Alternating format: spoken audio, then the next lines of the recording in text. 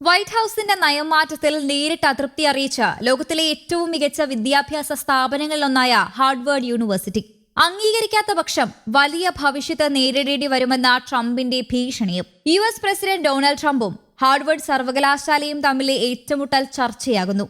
സർവകലാശാലയുടെ നികുതി ഇളവ് എടുത്തു മാറ്റുമെന്നും രാഷ്ട്രീയ സ്ഥാപനങ്ങൾക്ക് ചുമത്തുന്ന നികുതി ചുമത്തുമെന്നും ട്രംപ് ഭീഷണിപ്പെടുത്തി. അതിൽ വിദ്യാർത്ഥികളുടെ തെരഞ്ഞെടുപ്പും പ്രൊഫസർമാരുടെ അധികാരവും അടക്കം ഉൾപ്പെടുമെന്നും അദ്ദേഹം പറയുന്നു. നികുതി ഇളവെന്നത് പൊതു താൽപര്യത്തിനനുസരിച്ച് പ്രവർത്തിക്കുന്നതിനെ ആശ്രയിച്ചിരിക്കുമെന്നും ട്രൂത്ത് സോഷ്യലിൽ പങ്കുവച്ച പോസ്റ്റിൽ ട്രംപ് വ്യക്തമാക്കി.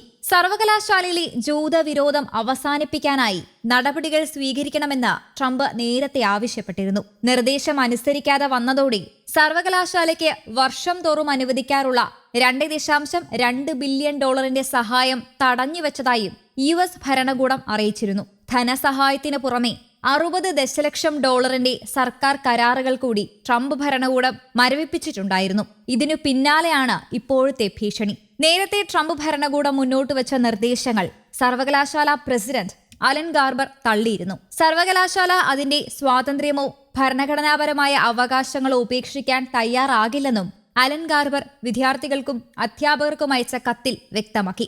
വിദ്യാർത്ഥികളിൽ ചിലർ പലസ്തീൻ സായുധ സംഘടനയായ ഹമാസിനെ പിന്തുണയ്ക്കുന്നുവെന്ന് ട്രംപ് നേരത്തെ ആരോപിച്ചിരുന്നു. സെമറ്റിക് വിരുദ്ധ പീഡനത്തിനും വിവേചനത്തിനും ഇടയാക്കിയ സംഭവത്തിൽ US-ലെ 60 കോളേജുകൾക്കെതിരെ അന്വേഷണം ആരംഭിച്ചതായി വിദ്യാഭ്യാസ വകുപ്പ് മാർച്ചിൽ പ്രഖ്യാപിക്കുകയും ചെയ്തിരുന്നു. സർവകലാശാലയ്ക്കെതിരെ പ്രസിഡന്റ് സാമ്പത്തിക ഉപരോധം ഏർപ്പെടുത്തി. അതിനിടെ സർവകലാശാലയുടെ നിലപാടിനെ പിന്തുണച്ച മുൻ പ്രസിഡന്റ് ബരാക് ഒബാമ രംഗത്ത് വന്നതും ശ്രദ്ധേയമായി.